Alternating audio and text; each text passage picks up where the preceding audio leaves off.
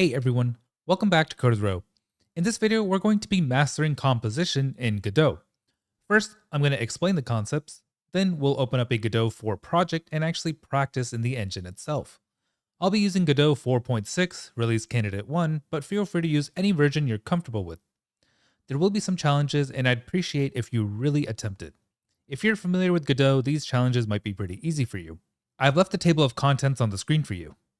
This video does have timestamps in case you want to pause and come back later. This is the new style of teaching I'm trying out on YouTube, so let me know your honest thoughts in the comments. Am I taking too long? Did you learn anything? Etc. The inheritance trap. When starting game development, I see a lot of people stuffing everything they know into one script, like a player.gd. You have a cool character with some animations ready to go, and you begin coding.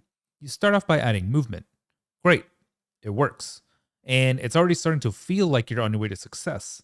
Maybe finishing the game is faster than you thought, right? Well, then you decide to add a double jump, a dash, sword attack, maybe you need a dodge roll, or a block with a shield. Suddenly your player script is hundreds of lines long, but wait, you haven't even started creating enemies. Now you're just starting to give up on your project, and you'll tell yourself, maybe I should just start all over again. Let me introduce you to a very useful design pattern called composition. In the industry, we call this the single responsibility principle. It's a fancy way of saying one script, one job. The health component is responsible for life and death. The input component, it's only responsible for buttons. When you keep responsibilities single, your project stays simple, which also helps you scale your games. What is composition? In traditional programming, we're often taught inheritance. This is the is-a relationship. A warrior is a player. A skeleton is an enemy. But inheritance is rigid. What happens when you want a healing totem that has health like an enemy but doesn't move, or a chest that can be hit like a player? You end up with a mess of base classes that try to do everything.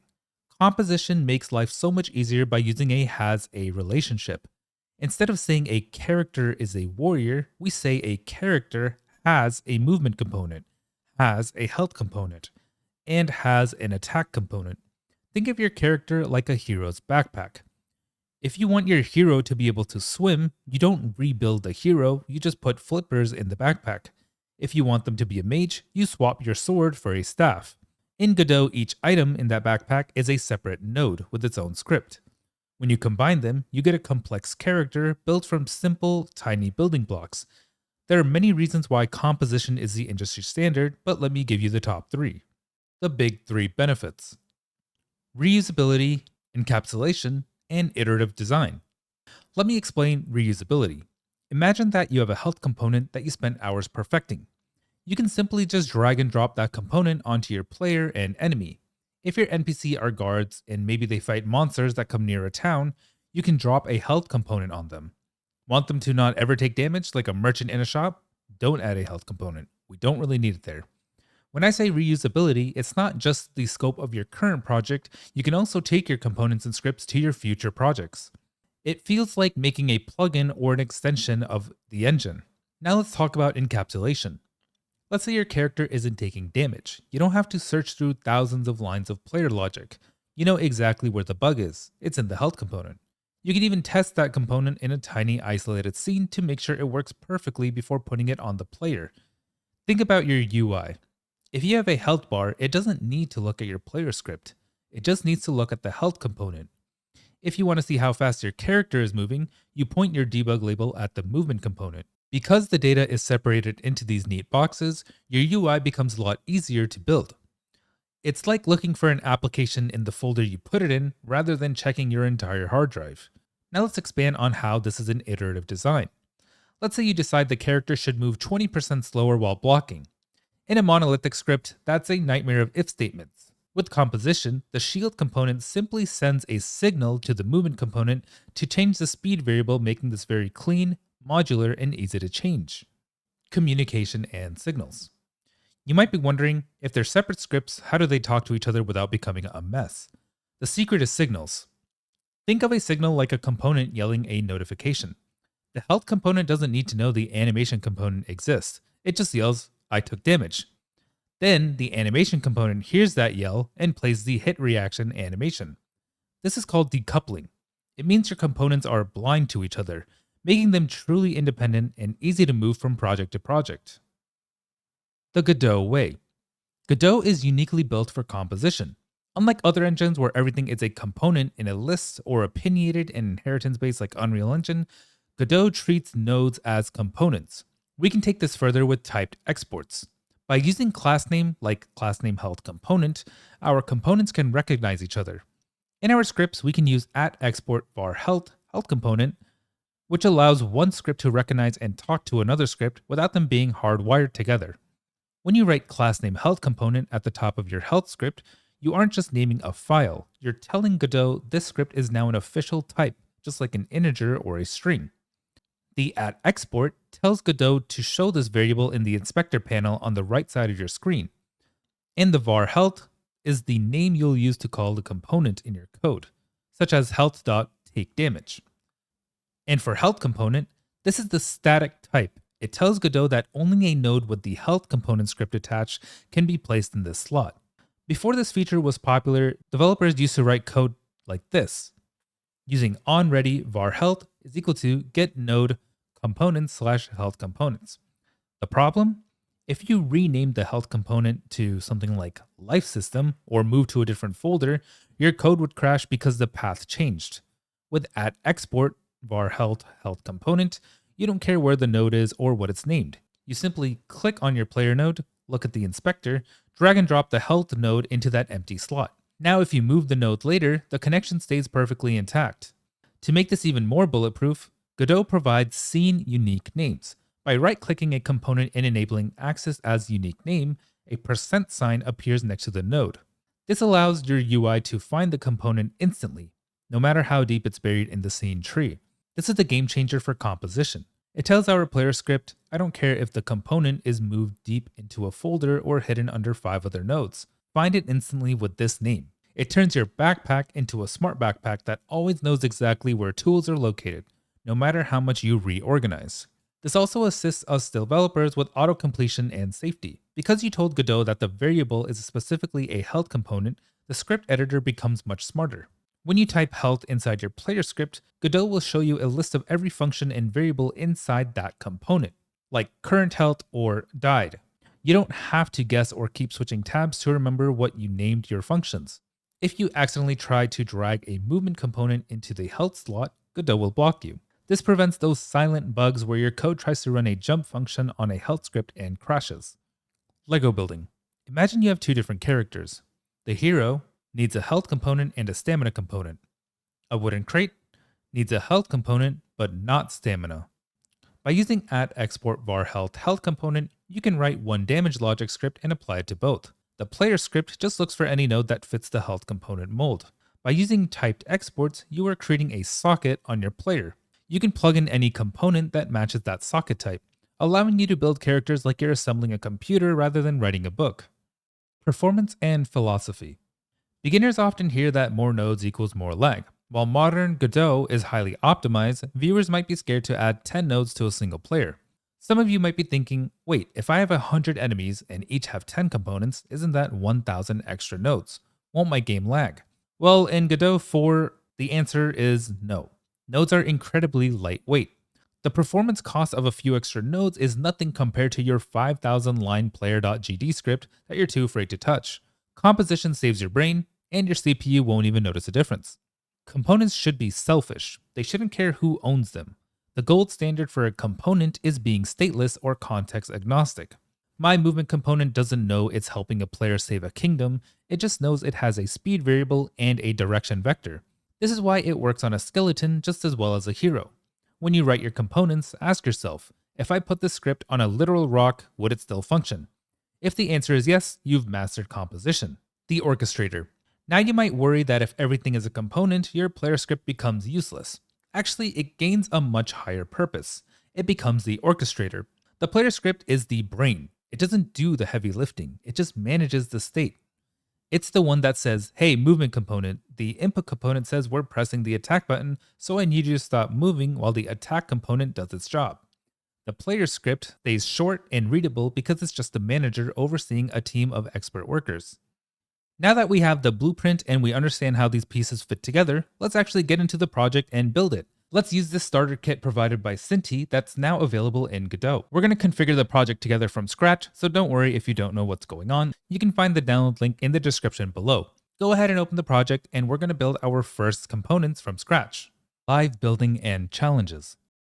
I'm going to head to cintistore.com to actually just find the Godot project to open up, but you can actually see what collections they have available for Godot by going to collections/Godot asset packs, as it says over here. And currently they have the City Pack, Dungeon Pack, Battle Royale Pack, the Starter Pack, which we'll be using, and the Shops Pack. And they have that Godot icon listed on the top left, also showing what other engines it's available for. So in this case, we're going to start with the Polygon Starter Pack because it is free.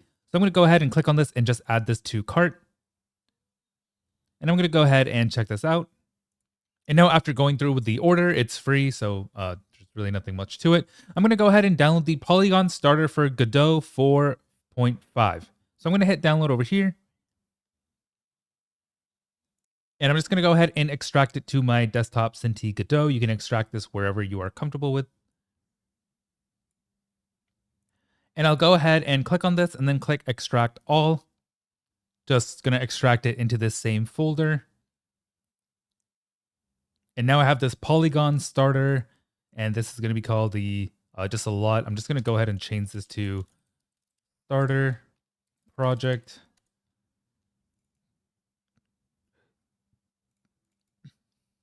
And I'll go ahead and leave this as so. And I'm going to go ahead and open up Godot. And now with Godot open, I'm just going to go back to my starter project. So desktop/Cinti/Godot. And I'm just going to drag this in over here. And now it says Polygon starter as it says here.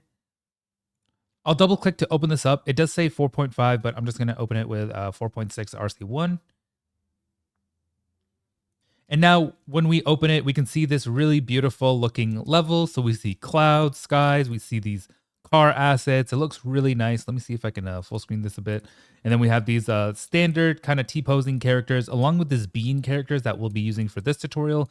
We also have these weapons, and I have collisions on. I think I can see all the collisions over all these meshes. And then we have these kind of like circles in the sky that looks like giant hula hoops with planes going through them, and some targets and a very nice environment. And we already have a camera in the scene. So I'm guessing when we hit play, we'll be looking out of outside of that camera. I want to fix this. So in order to fix this, so I do like to play my games on borderless full screen personally. So in order to fix that, I'm going to head to project settings, and then under display, I'm going to go to window and change it from window to maximized. And then I'll go ahead and click play to make sure it is maximized. So yes, it looks a lot better, and I can't move because yeah, it's just a still camera just looking out into our beautiful environment. Going to exit out of that. And now I'm going to get out of full screen by either hitting this or clicking Control-Shift-11. And let's actually start our project. So let's start learning composition together with some in-game practices. So the first thing that I'm going to do is actually just enable some inputs. I like to start with my WASD. So I'm going to head to project setting, go to input map, and I like to do it in the order of my WASD. So I'm going to do move up. I'm going to add in move left, move down, and move right. And then I also want to test, we're also going to be building a health composition. So let's test heal and hurt as well. Let's also add a jump. And now let's go ahead and click on these plus buttons to actually configure these. So I'll do my W, A, S, D. And for jump, I'll do space. For heal, I'll do something like J. And then for hurt, I'll do something like H. And this looks pretty good to me. So go ahead and copy this on the screen. I'm going to go ahead and hit close over here.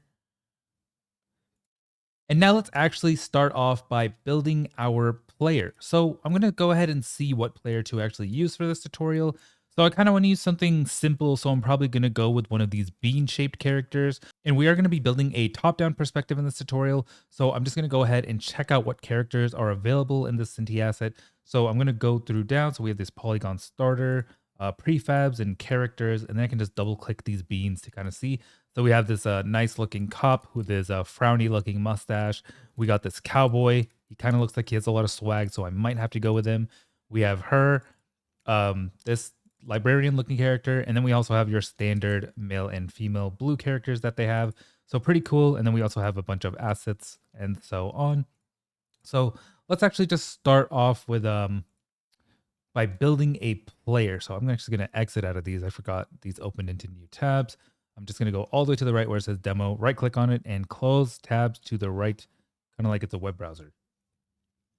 So now I'm going to go ahead and add a new scene by clicking Control N or clicking this plus sign here. And for the root node, we're actually just going to want to create a simple character. So in order to start with a character, I'm going to be using a character body 3D.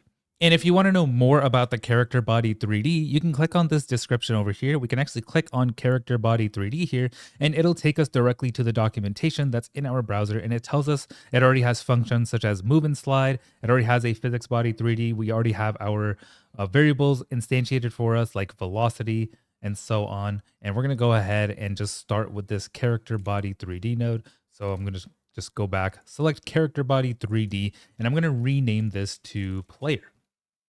And I'm actually going to go to the 3D scene here because we don't have any scripts. And I actually want to save this into a scenes folder, not under assets. So I'm going to right click and I'm going to create two new folders. One will be for scenes and then another one will be for scripts. And this is just how I like to organize my projects mostly. And they do branch out quite a bit. They'll eventually go to items and then different attacks and weapons and pickups and so on. But for now, this is pretty much all we need. So let's go ahead and save this, and I'm going to save this as a player.tscn, which is our extension for scenes in Godot, and save this into the scene folder. Go ahead and click save, and now I can see my player here. Now, the first thing I want to do is let's actually add a little model that we can take a look at. So I'm going to right click and instantiate a child scene, and I'm just going to look for that cowboy bean that we saw earlier. So yeah, this guy looks beautiful.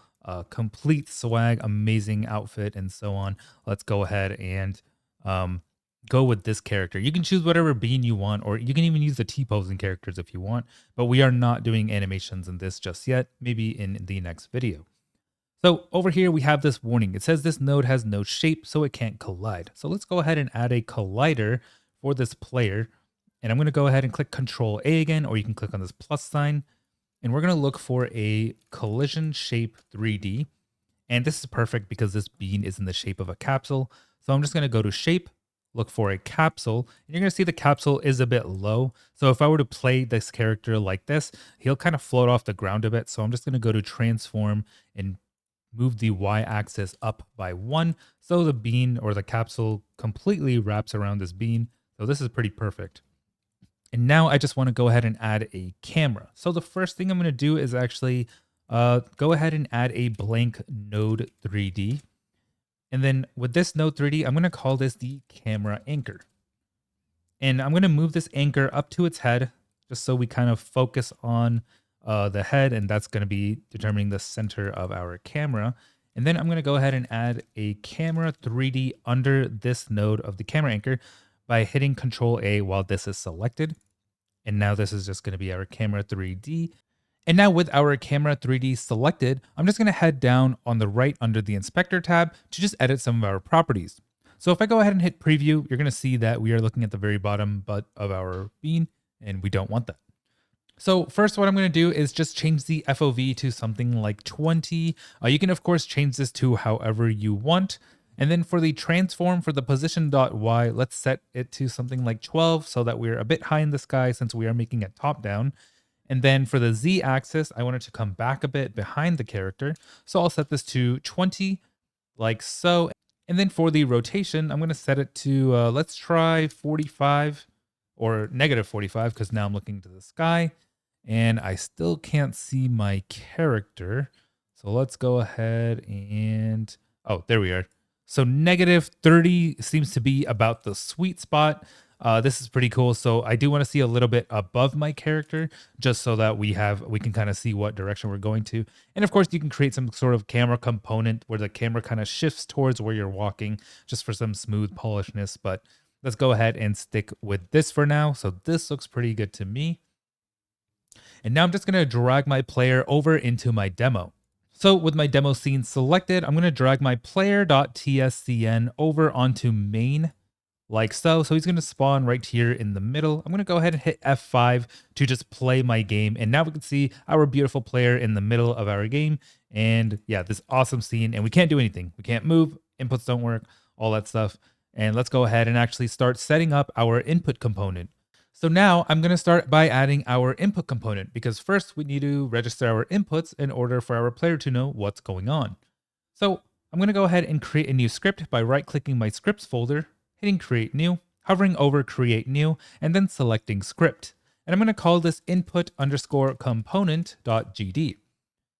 And right before where it says extends node, let's go ahead and add a class name called input component.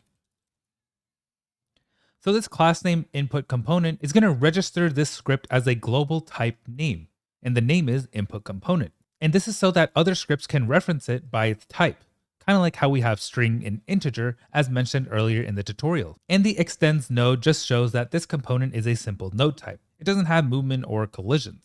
And if we were to make things kind of like a hitbox or a hurtbox, then we would want to extend something like an area 3D. So you're not just limited. So let's go ahead and change that back to node, like so. Now let's go ahead and create a variable for the move direction. So I'm going to call this var move underscore dir. And this will be a type vector 2 because we're going to have a 2D direction, which is like an X or Y because it's a top-down game. And we're going to set it to vector 2.0. And the 0 just means no movement input. And then I'll also create another one for our jump input, which is going to be called jump pressed. And I'll just set this to false for now. And this colon equals means we're also setting its type. So this is going to be a Boolean. So jump pressed is a Boolean, which is currently set to false. Now I need to create a function, which we're going to call every physics frame to refresh our input. So I'm going to call func update, and we're not going to return anything. So I'm going to go ahead and type void. And now we're going to set our move direction to be the input.getVector. And now over here, we're going to see that we have the negative X, positive X, and we have to basically fill in our inputs for our WASD. And if you can't see the full screen, go ahead and hit Control-Shift F11 to just extend it. And now I can see my entire screen. So I'm going to start with my negative X, which is move left, and then move right. And then our negative Y in Godot is actually going to be move up. And our positive Y, which is move down, which might be backwards from other game engines that you're used to. And now I'm just going to call the jump pressed whenever we actually press the action called jump. So I'm going to set jump pressed is equal to input.isAction just pressed and look for jump like so. And this is basically going to be set to true only for the frame we press jump on, not for holding jumps. But it will tell us that jump is pressed, and this is all we need. And now when I go back to my player in the 3D tab over here and hit Control-Shift-11 so I can see my scene and the inspector and so on, let's actually add this input component over onto our player.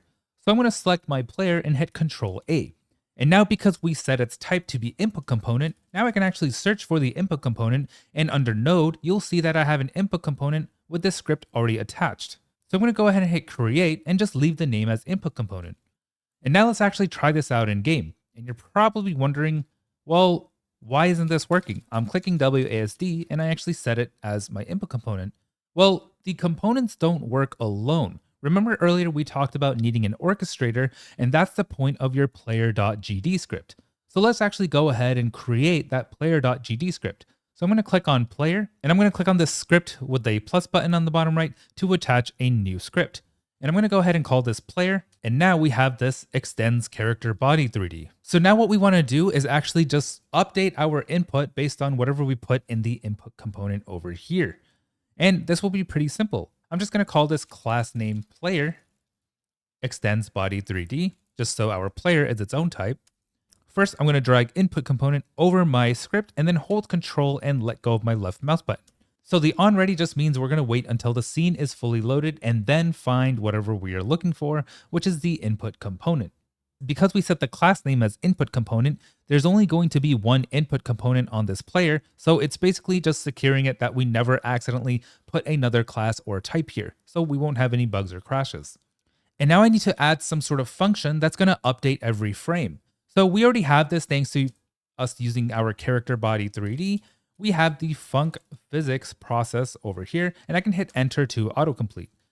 And we can see our function physics process is going to be processing our frames every second. So now from here, I can just call our update function that's in our input component over here. And that's pretty much all I really want to do. So down here, I'm going to do input component dot update. And you're going to see the update function already pops up because now we're treating it like a smart type, which is the type of input component that we defined earlier. So what this is going to do is actually just go ahead and read our controls. So I'll comment this here just so you guys can understand and go back to it. So now every frame we are going to be reading our input controls. And now it's time for our first challenge. I want you to print out our move direction or our jump press variable when it's pressed. I want you to think about where you're calling the debug log, where the print's going to be, and how it's being read. And I'll explain that right after this. Feel free to pause the video here, and if you need any help, no worries, we're going to go over it in just a second. All right, welcome back. Let's go over how I would print our movement direction and our jump. So in our tutorial, we already placed the input component .update in to our player.gd. And because the player.gd is connected to our player script and our player is in the demo scene over here, we're already going to be running this physics process function every frame. So all I need to do is go over to my input component, and under update, I can just add print and movedir, and then I can also just print out the jump pressed, like so. And now I'm going to hit F5 to actually play the game, and I want to look at my debug over here. So it's going to print out false and 0, 0 because we're currently not moving. But if I hit space, it is very fast, but we can find a true over here. So yeah, over here, it does say true indeed. And that's for that one frame that I pressed it on. And it's a lot harder to catch these jump press. But for the move direction, it's going to constantly update when I hold my WASD. So now we can see it being 1, 0, 0.7, 0.7 because it's automatically normalized. And then we have our down, which is 0, 1, our up, 0, -1, and so on. And that pretty much covers our input component. And now we can start creating our movement component so that whenever we do something with our inputs, we can actually move left, move right, move up, and so on. I'm going to go ahead and create the movement component the same way I created the input component. So I'm going to right click on scripts, hit create new, go over to script, and let's go ahead and call this movement component like so. This will extend the node as well. And I'm just going to give it a class name, which is going to be the movement component. And this looks pretty good. So from here, now that we have already initialized this class name, I can head over to player and just go ahead and control A onto my player, look for movement component and add that. And we're still going to be editing the script, but I'm just going to right click my movement component and access this as a unique name. And then when I go to my player GD, because this is the orchestrator, I'm going to go ahead and add that onReady variable for the movement component. Just hold this, hold control, and then left click, let go of the left click while you drag this in. And this looks good. And I can start configuring my movement component. I'm going to create a few export variables so we can actually use the inspector and drag our player, the visual model, and how fast we go and so on. So let's go ahead and start with creating some export variables. So in order to do that, on the next line, I'm just going to create an @export and then create a variable called body. And this body will be the type of a character body 3D because that is exactly what our player is. And now you can see on the right that we can actually assign our body over here. Because we set the type to character body 3D, when I go ahead and click assign, I can only select my player. I can't select anything else because this is the only character body 3D that's allowed as it states up here. So I'll go ahead and select my player. Now I want to create another variable. So this will be the variable of the model itself.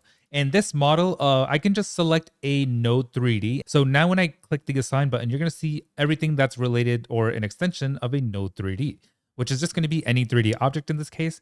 And because the model that I'm using is this bean character, I'm going to go ahead and select that.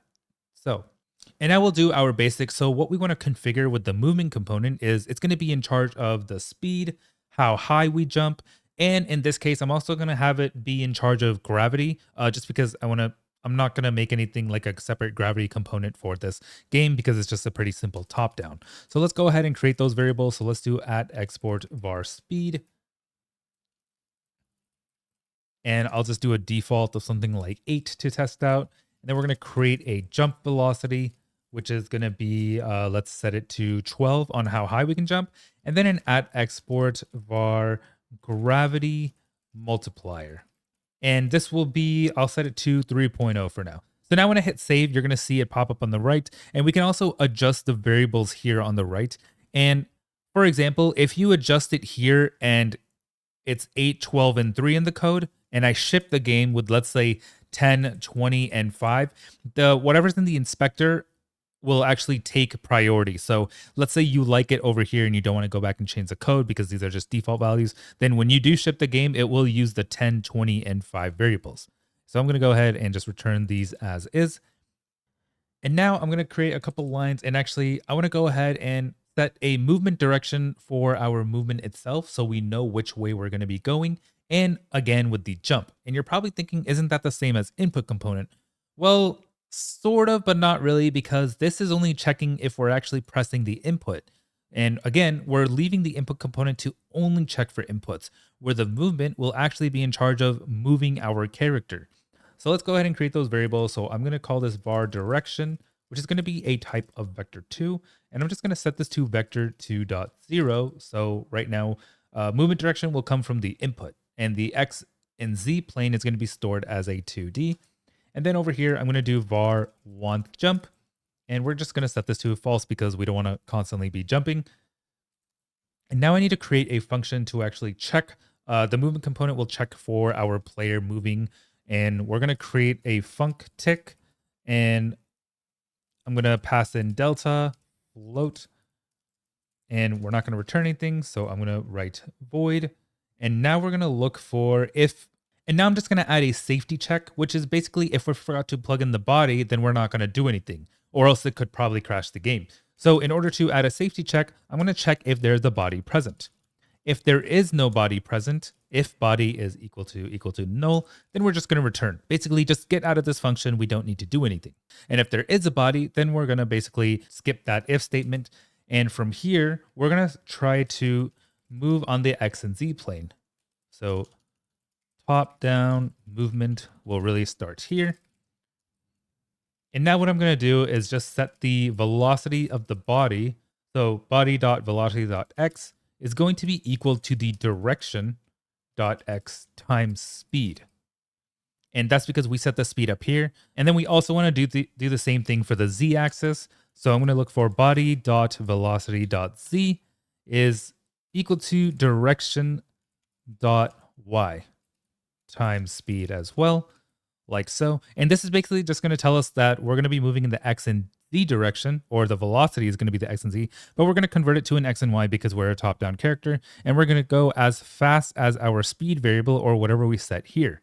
And now let's go ahead and check for gravity. So the character body 3D already comes with these amazing functions, such as checking if the body is on floor. So we're going to create an if statement that's going to say if not body.is on floor, then we're going to do body.velocity plus equals to body.get gravity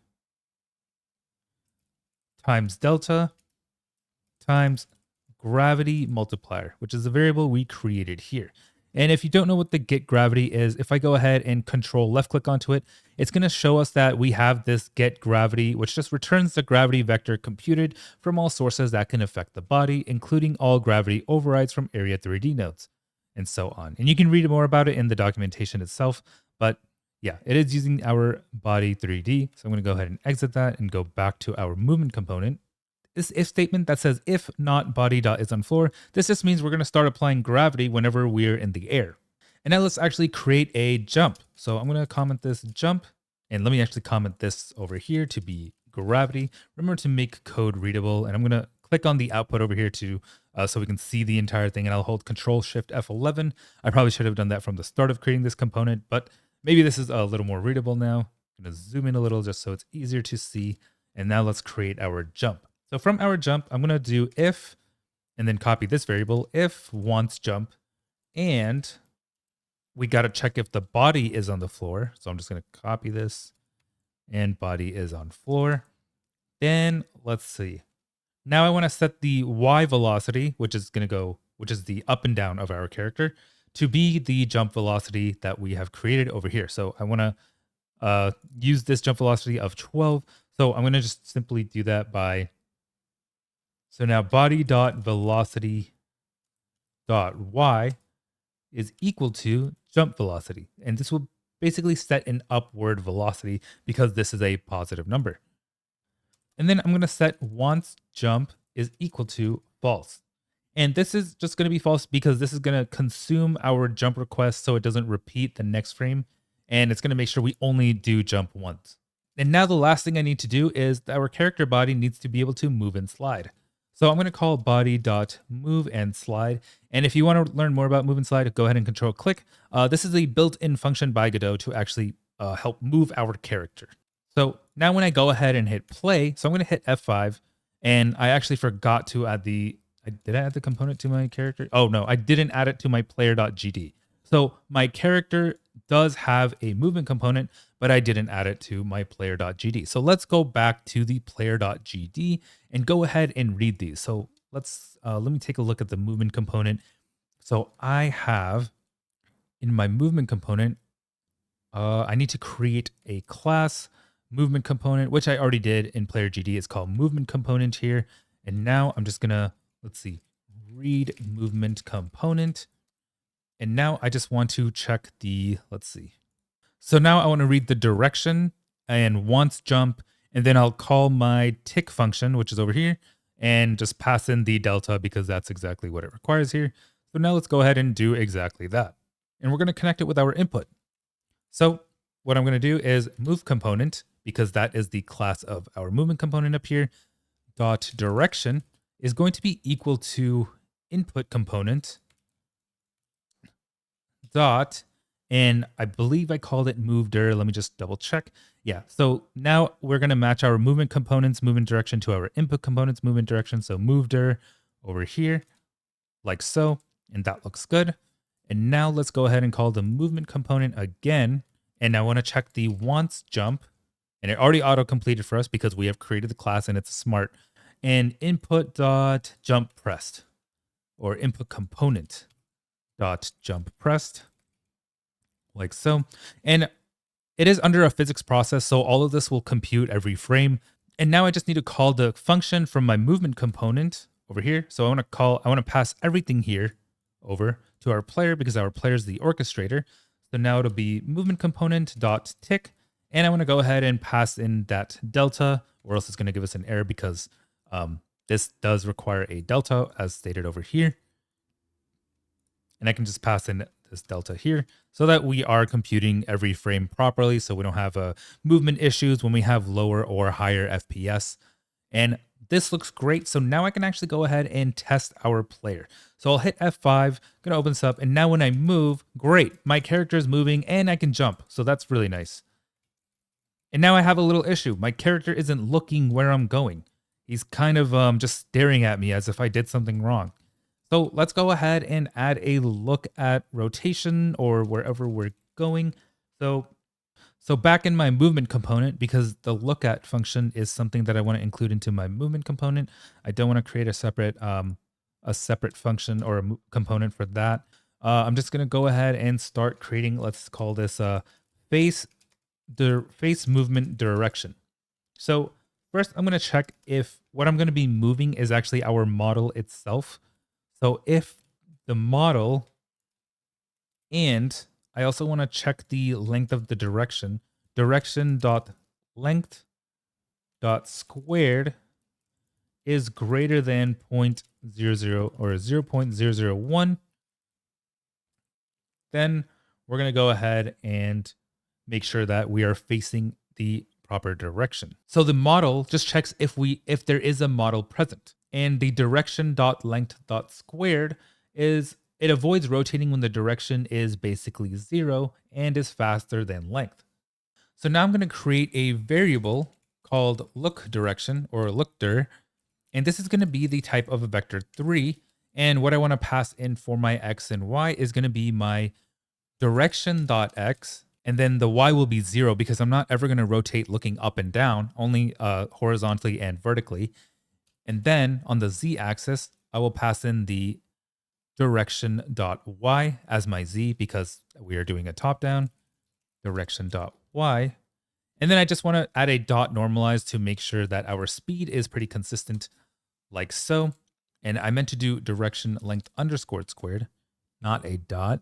So go ahead and fix that. That's why the error was there for so long. Length squared. So if we go ahead and click on this, it returns the squared length. Okay, maybe I didn't need to go over that.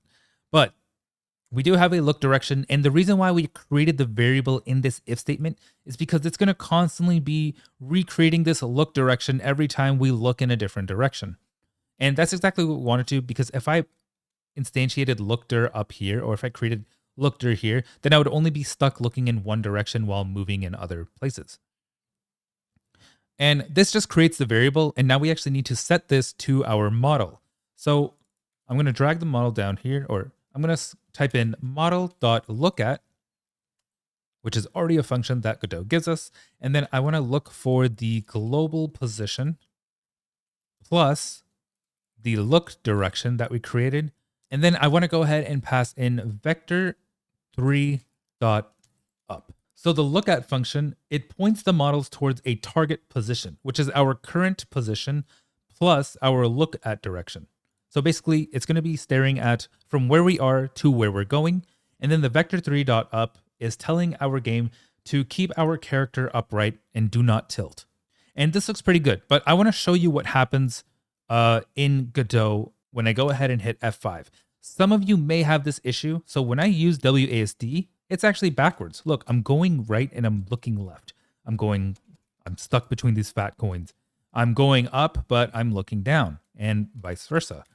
And it just looks weird, but why is this happening? It's because in Godot, the actual axis for a character coming from Blender is on a negative, is facing a negative Z axis. I put gravity in, I just spelled gravity. All right, so the easy fix for this is just setting negative direction.x. So now our left and right are swapped backwards, and then same with our Y over here, which is actually on our Z axis, but no need to be that technical. So now when I use WASD, it's looking exactly where I'm going. I can jump exactly where I'm looking at, and it looks perfect. And this looks great, except there was no collisions on this cube. I'll go ahead and let Cinti know about that, but I'm stuck.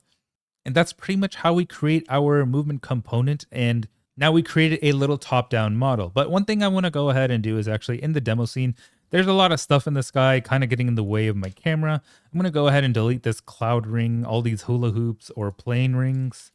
So I'm just going to search for it, shift, select all of them, delete all these nodes, and then I'm going to delete this plane as well. Why can't I? Oh, I'm selecting a little piece of it. Okay. Delete this stunt plane, and I think that looks pretty good. So now when I hit F5, it should be a bit more clear for me. Yeah, so I'm not getting stuff in the way of my sky, and I can just go ahead and hop around and look pretty. And yeah, so pretty cool. And now we have a movement component on our character. So let's go ahead and exit out of that and head back to the character. All right, so now it's time for challenge number 2. What I want you to do is create a script called health component the same way we've been creating scripts before. I also want you to add a class name called health component and go ahead and add the component to your player. I also want this component to be accessible by its unique name. And for a bonus, if you want to learn about how to add signals, go ahead and add a signal called health change and a signal called died to your script. Pause the video here and let's go over this together. All right, let's do this together. So first, this is not part of the challenge, but I'm just going to uncheck the preview just because he looks pretty nice like this. Beautiful. So I'm just going to go ahead and right click my scripts and create a new script and call this health underscore component like so. And I'm just going to add a class name health component, which extends the node. I'm going to go ahead and save this. And then I'm going to click on player, hit Control A, look for health component, go ahead and add that, right click, and then just access as unique name like so. And then for our signals, it's actually pretty easy to add signals. I'm just going to go ahead and just call 2 signals. So one is going to be called signal health changed, and another one is going to be called signal died. And that's pretty much the challenge. And now let's start creating some variables. So let's think about what our health component needs. So we're going to need a max health and a current health, just to make sure that we can't go below 0 and we can't go above our max health. We don't want to overheal to the point where we have an infinite amount of HP. So let's go ahead and add those variables. So I'm going to create an export variable called max health, and I'm just going to set this to 100 as default. So now I'm going to go ahead and hit save and click health component, and it's going to show up on the inspector on the right here as max health. Now I can go ahead and create another variable called current health, and I'll just set this to 0.0 for now, because what I want to do is when I load my character and it loads this health component, I'm just going to set my current health to be my max health. So let's go ahead and create a function that runs when the node enters the scene tree. Godot already gives this to us with the ready function. So func ready with no return. So I'm going to type in void, and then we're going to set the current health to be max health, and I'll hit control save. And now if I were to just simply print our current health and our max health, and if I hit F5, it should just show our current health and max health. Oh, it's actually being overtaken by our input. I'm going to go ahead and get rid of the print commands in our input component. Just hit control save and rerun my scene by hitting F5. And now you'll see that when I start, it'll say 100.0, 100.0. I didn't put a space in between that in my health component, so it looks a little finicky. But yeah, so it is printing, it is setting our current health to our max health when this character is ready and loaded into the scene. So that looks great. And now I actually want to go ahead and emit this using signals. So over here, I'm going to create a function called emit. And this emit isn't going to return anything. So I'm going to say emit void. And now what we're going to do is health changed, which is the signal that we're going to be passing here, dot emit. And now we need to actually emit something. So I'm going to be emitting a current health and a max health. And up here, we have signal health change, and I actually want to pass two variables of a type float, which is going to be our current and max. So I'm going to type a parentheses and call this current and set it to the type of float, and a max, which is also going to be a type of float, just so whenever we do signal this health change, it's going to pass these two variables and our player will catch it and we're going to print it out. So I want to print it out every time we emit. So over here, I'm just going to simply print out our HP by typing in print HP colon. Let's do a %d slash %d, just like that. And then I'm going to do percent, and then in our square brackets, current health, comma, max health. So we're going to be passing these two in place of %d in that appropriate order. So this current health will go to the first %d, and then max health will go to the second %d. And now every time we emit, we're going to be printing out our current and max health. But we don't actually have a way to emit. As soon as ready starts, I'm just going to call this emit function. And now over in my player.gd, I didn't create a health component just yet onto my player.gd. So let's go ahead and do that. Just drag this in while holding control. And just as simple as that, it's pretty ready. And from here, we can actually go ahead and hit play, and our HP should emit from our health component because we are calling this emit function and calling the signal called health changed. And this component will be in charge of it. So let's go ahead and hit F5 to play it. And it should say HP 100 out of 100, just like that.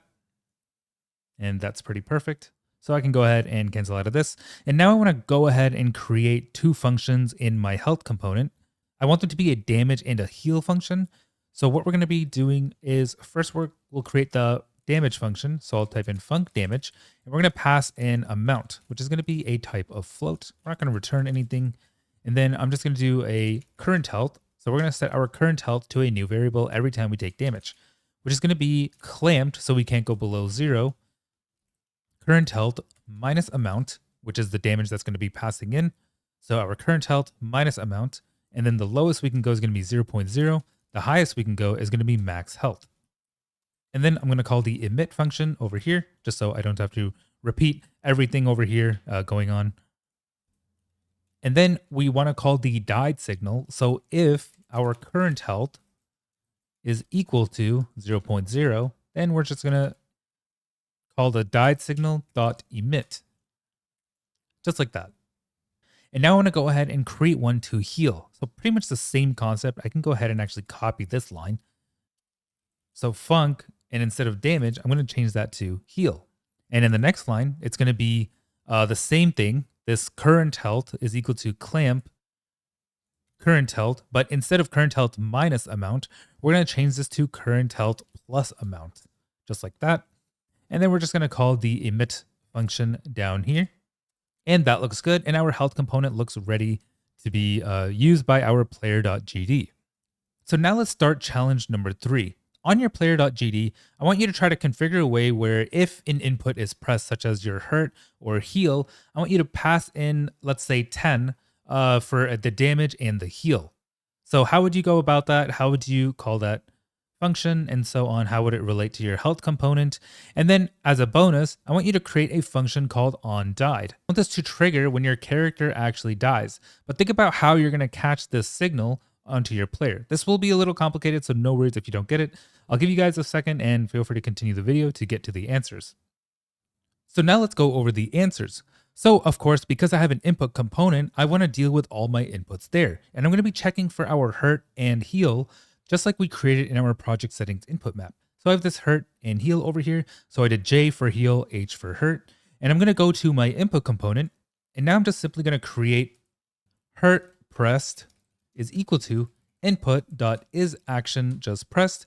And this will call the hurt function. And then the same thing with the heal. So heal pressed is equal to input.isAction just pressed heal. And that's all we need for our inputs. And it's not declared in the scope, so I'm just going to go ahead and actually go ahead and create those variables. So var hurt pressed and var heal pressed. And we're going to set this equal to false, like so. Go ahead and save that just like that. And now we have these set up. Now I'm going to go back to my player.gd. And now in our player GD, we're going to go ahead and actually call these components, call these inputs. And if we do press them, then it's going to do something to our health component. So if our input component dot hurt pressed is true, then we're going to go ahead and call that damage function we created in the health component. So I'm going to go ahead and just copy this damage name, which is easy enough to type out, into my player GD. I'm going to pass in health component, because that's the name of our health component variable up here, dot damage, because that's a function we're going to be passing, and I'll pass in a number of 10, because that's the amount that we're taking that's going to be passed into our health component amount, and this amount will basically, so current health minus 10, and so on. It'll do its magic here. And now let's go back to player.gd and do the same thing for our input component. And now let's do the same thing for our input component dot heal pressed. So if input component dot heal pressed, then we're going to health component dot heal and pass in the number of 10, like so. And now we want to call a function of dying for our character and actually do something with it. So I'm going to create a function called func onDied, and this is going to be outside our physics process because we're not going to die every second, and it's not going to return anything. So I'm just going to print player died. And now we need to find a way to catch the signal. So whenever our character is fully loaded in, which is going to be using the ready function, then we are going to connect this died signal from our health component over to our player.gd. So basically when we load in, then we're going to do health component dot died, which is the signal that we use. And we want to go ahead and connect this to a function, and the callable of this function, and the callable will be the onDied function here. So I'm going to paste the name of this in. So basically, whenever we hear this signal, then we're going to play this function. We're going to play the onDied function over here. And I'm going to go ahead and hit Control Save. Now we're going to check for a few things. When I hit J, when I click J, we are going to check if our input component is pressing properly and passing our health component damage function and also the healing. I think, let me double check my controls. J is actually for heal, H is for hurting. And yeah, I should have just put that as damage or something, but this works fine too. And yeah, we're calling the appropriate function. So heal will pass the heal function, damage will call the damage function, and so on. And then I'm going to go back to my health component, and I have the emit in these functions, so I don't have to print it out in my player GD itself. It's just tied to my health component, so it's easier for me to test. So now I'm going to hit F5 and actually test this out. So I have my character here. We can move properly. Health is 90 out of 100. When I click J, I can't heal past 100, so that's great. When I hit H, I'm going down by 10, all the way to, let's see, 30, 20, 10, and now player died. So I can still move and everything. I haven't stopped my input controls, and I can even heal back up if I want to, and then go back down and die again, and so on. But now let's actually make it a little visible, just for this is what I just like to do in testing. I like to add a cue free. So I don't recommend this for real gameplay. You'll probably go about this a different way. But let's say our player died, then we are going to add a cue free, which is going to basically just completely obliterate our player off the existence of its virtual plane. So now, when I go ahead and spam H, now my character is going to disappear, and even my camera disappears because my camera's on my character. And that pretty much covers our intro to composition using Godot. So hopefully this was a great learning lesson for you guys. So we've gone over the creating the input component. So all we're doing here is just setting up inputs for our characters. Our characters are going to be able to move around, and learn how to jump, learn how to heal. And then we've gone over and created a movement component to actually make our movement work. This is really the magic of where our character is able to move. And then we have a health component that doesn't need to know what the player is up to. It just needs to worry about its own thing. So it worries about healing and damage. In this case, you'll probably have these on a separate. You'll probably be calling signals to these components. So for example, if you have a weapon that does X amount of damage, you're going to set that in your weapon, and it's going to pass this function over to this damage amount over here. And certain levels of potions, for example, a high potion versus a regular potion will heal differently and pass that amount over here too. Kind of like how we're calling through this player in these functions. We're not going to be, probably not through an if statement, but more like an, or I guess it could be, if a player uses this item, then heal this and so on. And yeah, just lots of ways you can do things. And now the best part about this is I can apply this to any character and make it usable. Now, of course, with AI, it's going to be a little different because you're not going to be using inputs on AI, but they can indeed have this same kind of movement component. And the reason why we expose these, and the reason why we expose the speed, jump velocity, gravity multiplier to enemies is because let's say I want a flying enemy. Then the movement component on that enemy can just have a 0 gravity multiplier. Or let's say it's a really heavy-ish character like made of metal. I can add the gravity. I can add a lot more gravity and less jump velocity. I can make him really fast and so on. I can do all kinds of modular things simply by changing it in the inspector. So I hope this tutorial was able to teach you something about composition using Godot, or just composition in programming terms altogether. First, I want to take some time to really thank Patreons for allowing me to actually make this video. You guys really do support my channel a lot, and just everyone who's subscribed and sharing my content left and right. I really appreciate you guys, and I am trying Godot out, so let me know if you like this style of tutorial, or would you rather it being shorter and straight to the point? Did you like the challenges? Were they too easy? Were they too hard? Maybe both, too easy and too hard. If you want more videos on composition, let me know what you kind of want to see next, whether it's like a UI system, composition in UI, composition in inventory, and so on. And just feel free to let me know in the comments like your honest thoughts and opinions on this video. And I'll be discussing this more in my Discord channel. If you are not in my Discord, feel free to join. The link is in the description below. Thanks for all your amazing support. Thanks for watching Godot Way. Like, subscribe, comment below what you want to see next, and I'll see you in the next video. Thanks for watching How to Master Composition in Godot.